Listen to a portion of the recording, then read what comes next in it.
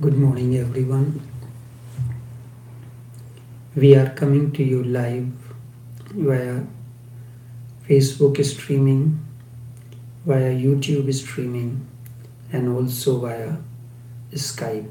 Each one of you is welcomed. What is the essence of Buddhism? It is one way.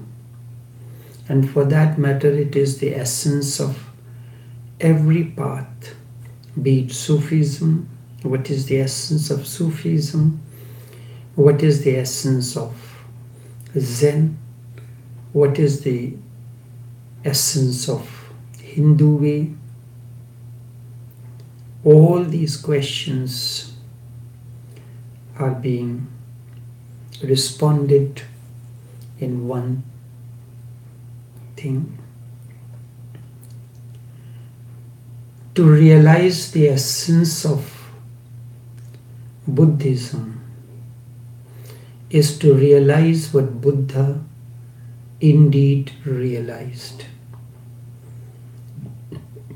If you want to realize the essence of Sufism, you have to realize what the Sheikh Shabahuddin Naqshband, or for that matter any other, indeed realized. What did Holy Prophet realized? The essence of a master is not in the scriptures, not in his words. It is something to be understood, because it has far-reaching implications. Whatever Buddha said is as close to truth as possible. But even being close to truth, it is not true. The same applies to other paths as well. It is something to be understood, the essence of the master, which we in Sufi terminology call nisbat. We are connected through the nisbat. Nisbat means the inner connection, the heart-to-heart connection. When the energy field or the tawajjuh is given to you, this is the best explanation in Sufi terminology. When you sit down in the company of the master and tawajjuh begins to flow towards you, your heart center begins to open, to widen more and more. And through the eyes of the qalb, you begin to see what it is. And that brings an understanding. This is what happened to Holy Prophet during the Miraj Sharif. He started seeing through the eyes of the qalb what it is. So whatever Buddha, or for that matter any other master has said, is as close to truth as possible. But even being close to truth is not true. Even closeness is a kind of a distance. So you cannot find the essence of the experience of Buddha through scriptures. There is a beautiful anecdote comes in the life of Buddha. Once he came to he was staying at Avantapindika near Shravasti. He came this morning with a flower in his hand. And when he came with a flower in his hand, he looked at all the monks who had gathered there at that moment. Everyone said something or the other, whether they said it or not, but it appeared on the inner sky. Why is he silent? Why is he standing with a flower in his hand? What he meant? Is he going to give a flower discourse or whatsoever? Things like these starts appearing. Buddha watches it. And then among the congregation there was a monk, Mahakashyap. His inner sky was as vacant, as empty, as emptiness itself, as emptiness embodied. He was embodied emptiness. He handed over the flower to Mahakashyap. He said, all that could be spoken, I spoke. And I go on speaking, yet still truth cannot be spoken. It is a realization. It is felt in the deep recesses of your kalb. When the mind is silent, there are no ripples in it. I have heard a man went to a beach. He went early in the morning. He remained there, watching the sea. Time flowed on. Night came. The moonlight. Everyone has left the beach. He was still there in the beach. So the security guard, the coast guard, came to him and he said, what are you here for? He said, I came here to take a sea bath. The guard said, why don't you take the bath? He said, I'm waiting for the waves to calm down so I can take a bath in the ocean. The guard laughed. And he said, waves do not stop their way for anyone. You have to learn to ride the waves. There is a fun in riding the waves. So too, each circumstance and situation comes in your life like the waves arising on the surface of the inner ocean. It is for you to learn the art of riding the waves.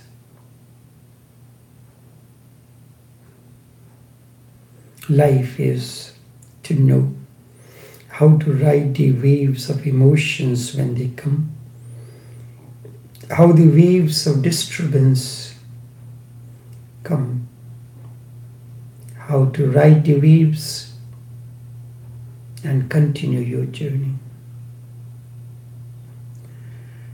So you cannot find the essence of the experience of Buddha through scriptures. That is the ordinary conception of the people, that if you read Buddhism, certainly you can become a Buddhist scholar. If you read the works of Shah Bahauddin Naqshband, you can become a Maulvi, a Mullah, a learned, a theologian, but you will not know the essence of an awakened one. That's a different matter altogether. Osho narrates an anecdote about a Buddhist scholar. In his own words, he says, one great Buddhist monk, Bhagavant Anand Kaushalyan, met me by chance in a Buddhist conference in Bodh Gaya. He took me out of the crowd and asked me, whatever you were saying is so authoritative,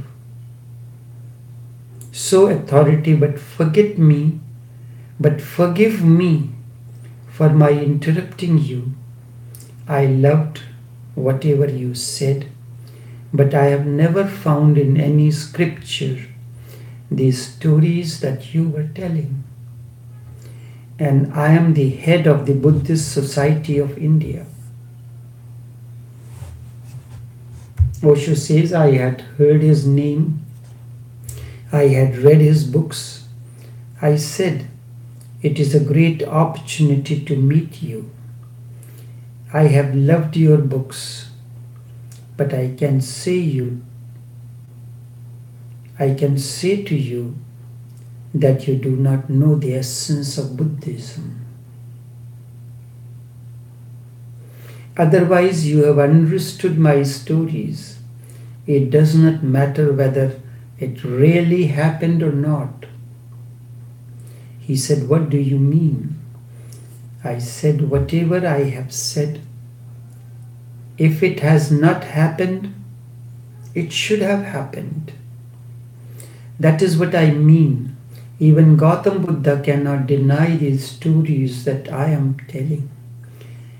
It may not have happened, that I accept that it is not factual.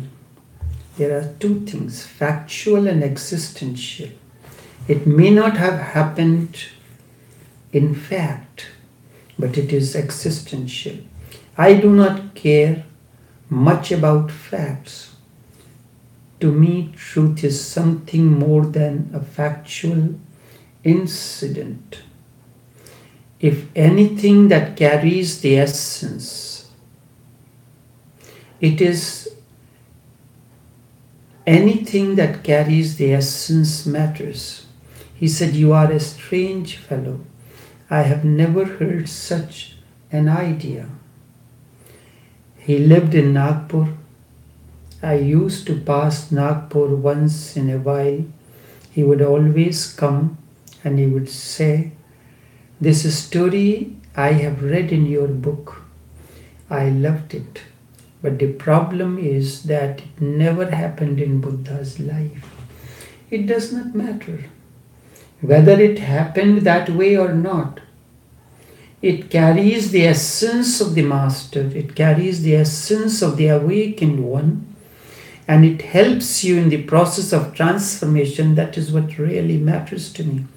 I said, for that, I am not responsible.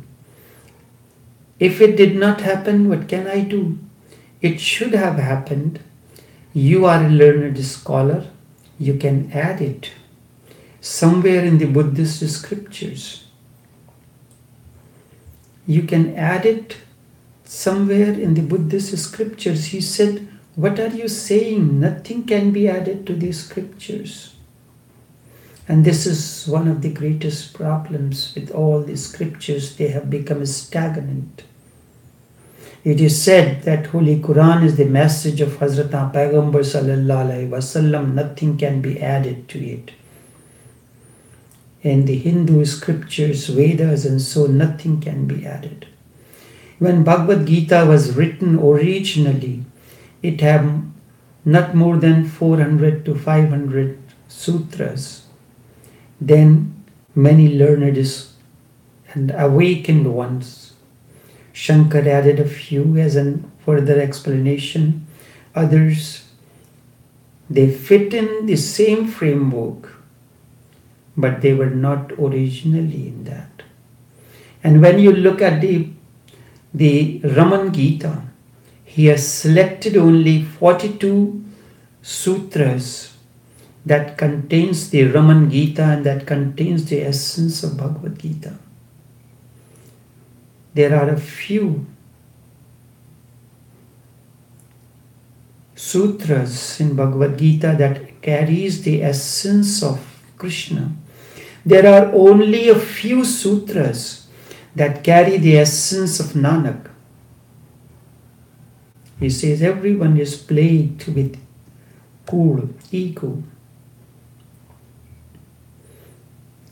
And the question comes, when will there be dawn of awakening? When the veil of ego will vanish? Nanak immediately says, Hukum Rajai Chalana Nanak Likhya Naal. Flow with the existential law. There is a cosmic law that governs, that takes care of everything. हुकुम रजाई चलना नानक लिखिया ना, किव सचियारा होइए किव कूड़े तुट्टे पाल. When there will be dawn of awakening, when the veil of ego, nafs will vanish, flow with the existential law.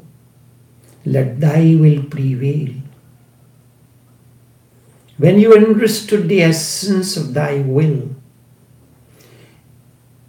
your will has merged into the cosmic will. Fana and Baka has attained. And that very moment, you start flowing with the existential law. You are not fighting, instead you are floating. The birds, when they lay stretch their wings in the sky, they glide. They simply float in the sky. There is no flapping of the wings. You are riding the bicycle and bicycle gains momentum, and when it gains momentum, you do not need to paddle it.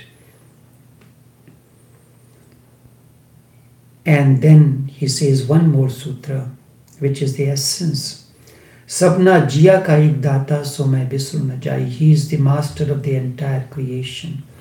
Everything, the birds, the rivers, the mountains, the animals, the beings, all are guided by that essence. That light flows in through everyone of entire creation. This I may never ever forget even for a moment. If you have understood these two sutras, you have understood the essence of Nanak. If you have understood, there was a Sufi conference. As a master came in and he read a couplet. When he read first line, everyone got angry. The first line said, Mila jo mauka to rok dunga wa roze mahshar hisab tera. Muslims give a very importance to, there will be a day of judgment when Allah subhanahu wa ta'ala will announce the judgment.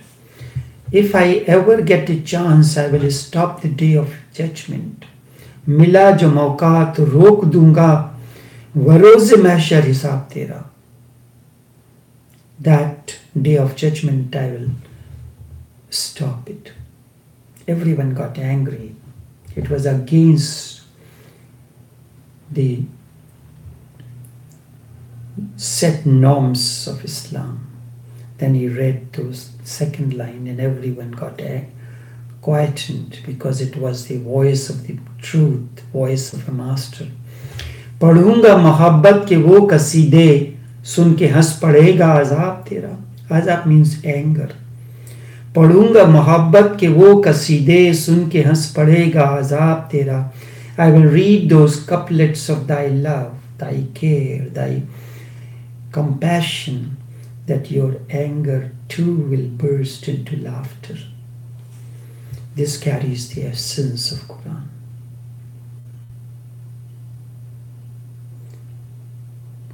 मिला जो मौका तो रोक दूंगा व रोज महशर हिसाब तेरा. पढ़ूंगा मोहब्बत के वो कसीदे सुन के हंस पड़ेगा अजाब तेरा. Everyone got quietened. A scripture is not dead. It is the awakened one who puts life into the verse. It is the energy field of the awakened one that makes the dead words alive. This is the meaning when Jesus said to Lazarus, and he called him to wake up and come out. So this monk, the scholar said, what are you saying? Nothing can be added to the scripture. Nothing can be added to the scripture. So Osho said, any scripture to which nothing can be added is dead. And I'm not interested in that. Indeed, no awakened one is interested in that. Hindu way allows the saints and sages to modify it, to add something, because he knows the essence of an awakened one. Gautam Buddha happened 25 centuries back. I can add much more to his teachings. We have to explain the scriptures to the present day humanity, present day seeker, which understands the terminology of the cyberspace, the technology, and everything. 25 centuries ago things happened. I can add much more to his teachings. Those 25 centuries have not gone by in vain. Consciousness has taken on new terms, has known new skies, has known new depths, has flown farther than ever before. Because of this stupidity that you cannot add anything, all the scriptures are dead. All the scriptures have become dead. If Gautam Buddha himself had lived for 25 centuries, do you think he would be saying the same thing? Do you think Holy Prophet will say the same thing? There needs an Abu Bakr. There needs a Baijid Bistami. There needs a Shah Bahauddin Naqshband. There needs an Ubaidullah Arar to give a meaning to the words of Holy Prophet. But tradition does not like the Sufis.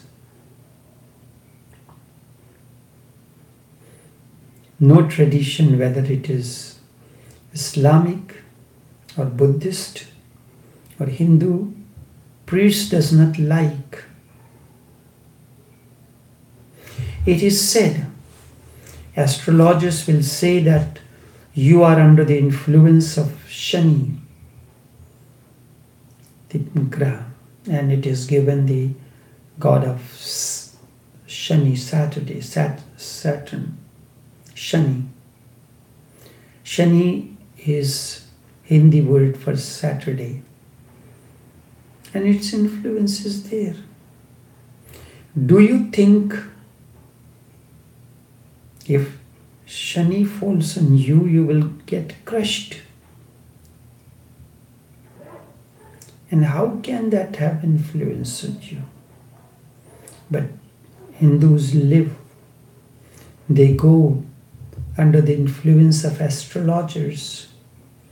The moment you are an awakened one, astrology does not work on you. Do you think if Gautam Buddha was alive, if Holy Prophet was alive, he would have remained teaching the same thing which he taught 25 centuries ago? He would not say anything new. Certainly, if he had lived for 25 centuries, he would have added much more to those scriptures, because Buddha cannot remain without sermon. An awakened one cannot remain without message. Thus, being a Buddha, thus being an awakened one, it is my responsibility to add a few things here and there, to give new explanations to the words in the light of the present day humanity, in the light of your present day understanding, where it makes me much easily understood and audible. Thus, being an awakened one, it is my responsibility to add a few things here and there. I take liberty. because I have tasted the same consciousness. And you, all those scholars, all those learned ones, the philosophers have not tasted the consciousness. That is why they are worried. That is why this monk, learned scholar, was worried. You know only the dead scriptures which died with Gautam Buddha 25 centuries ago. It can be revitalized. In the hands of an awakened one, he infuses a new life into the dead thing, just as Jesus did. This is a parable to say something. Do not consider it happened that Lazarus would have come out. It is the message of Jesus that anything that dead, to the dead world, he adds his essence to make it pulsating with new life vigor. With new life vigor. An awakened one, a Sufi, is a living scripture. It is a book that comes from the divine library for some time. Lucky are those who get an opportunity to read a page or so. I am that book that has come from the divine library. If you have an opportunity to read a few pages here and there, a process of transformation will begin before the book goes back to the divine library, never to return. I am the living scriptures. Indeed, an enlightened one is the living scripture. To realize the essence of an awakened one is to realize what Buddha realized, what the awakened one realized. It is to go deep into yourself as Buddha went in. As Raman said, go deep within you. Know thyself. One of the hadith says, Man arfa nafsahu arfa rabbahu. One who has known himself, he has known Rabb. If you have gone deep into your recesses, you will know what love is. Reading here and there, you will not know. It is to go deep into yourself as Buddha went in. That is what I am doing here through various talks, meditation sessions, etc.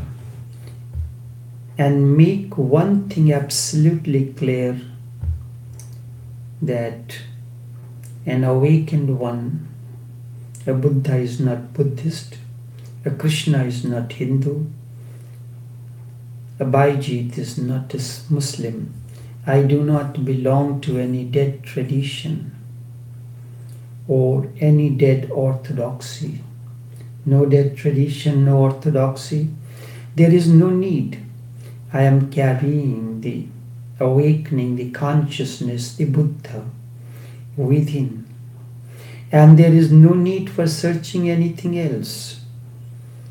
That is indeed the purpose of Zazen meditation, to search through all the garbage that you have accumulated down the centuries. You have been here on the earth for 4 million years in different shapes, different bodies, and different species. You have gathered so much around your small Buddha that you have to dig as deep as possible and never waver in digging. That is what Raman meant when he said, go deep within you, know thyself, as Hadith says. There was one great mystic, we know him as Mevlana Jalaluddin Rumi. One day took his disciples to a field where a farmer had been trying for months to dig a well. The disciples were feeling a little reluctant to go. What is the point of going to the field? Whatever he wants to say, he can say here. There is no need to go. But Jalal insisted, you come with me. Without coming, you will not understand. What the former has done was, he would start digging in one place, goes 10 feet, 12 feet, would not find the water. He would start digging in another place. He would dig 8, and he had dug 8 such holes, and now he was working on the 9th. He had destroyed the whole field. That is what Rumi carried his disciples to see. He told his disciples, do not be like this idiot. If he had put all his energy into digging one hole, he would have found water. Howsoever deep it is, but there is water under the earth at every point. He has wasted his energy unnecessarily. Wherever you are, you start going deep into you. Take a single word, go to the very essence of it, and you realize that you have reached the essence. And that is what every day we are doing. You start, you go a little bit, and then you start again something later. Or some years later, you go a little bit from a different direction. These little bits are very dangerous, very, very dangerous. You start digging from one place, go deep within you. Same place, go on digging deeper and deeper and deeper until you find the essence within you. That essence lies buried within you. You have to go as deep as possible so that you can find that essence. That is what is meant. Go deep within. That is what Hadith says. Man arfa nafsahu arfa rabbahu. Have you known yourself, and you know everything else, but you do not know yourself. Knowing yourself is the essence. The essence of awakened one is the essence of a Buddha, is the essence of a Bhaijit Bistami, the essence of a Lalaji. That is the essence. By reading Lalaji, you will not know his essence. By going deep into you, the same thing that Lalaji did, the same thing that Bhaijit Bistami did, the same thing Shah Bahauddin did. You go deep within you. The same thing Raman told his disciples. One man used to come and he said, what is the way? Raman said, go deep into you. But there is nothing said, no device, nothing, no technique, and so the man keep on asking. Raman took his stick, walking stick, and chased him out of. He shouted at the man and carried him and chased him out of the compound. And he returned back laughing. These little bits are dangerous. Your efforts should be concentrated, and once you start, you have a master in whom you can trust and in whom you can see the realization of a Buddha, realization of an awake, realization within. Then there is no going back. Then go on digging, even if it takes 30 years, 20 years, 40 years. And one day you will know the essence of the awakening. The essence of Buddha is the essence of awakening. The essence of Buddha is the essence of Holy Prophet. The essence of that which you will discover is the essence of Lao Tse. That is the essence of the Vedas. You have known. Vedas is not scriptures, means that which is known. What is your Veda? That which you have known, that which you have discovered deep within your recesses. And then one day you will know the essence of Buddha. The essence of Buddha is the essence of awakening, is the essence of light, Nur. And that will be the day when flowers will begin to shower on you, just as these showered on Subhuti. One day Subhuti was sitting just under the tree, and the flowers, it was not the season of spring, but the flowers started showering on him, because he has reached to that very essence. He has reached to the core of his being. And that's where the flowers started showering on him profusely, in abundance. And that can happen to you. If you forget about the dead scriptures, start going to the essence of the awakening. Start going to the, and how are you going to go to the essence of awakening? Choose a spot. And from that spot you are diving deep and deep. You can choose a Lalaji. You can choose a Baijit Bistami. You can choose a Sheikh Nazim. You can choose a Buddha. You can choose a Mahakashyap. You can choose a Lao Tse. You can choose anyone.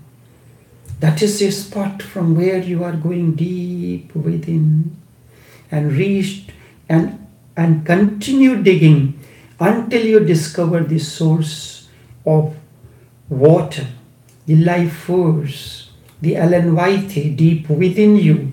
The moment you have discovered that, the flowers shall start showering abundance in abundance in you. You have arrived home. You have known the essence of a Buddha. You want to know what is the essence of Buddha? His understanding, his consciousness, his awakening is the essence of Buddha, not his words, not his scriptures. They are dead. Be interested in that which is alive.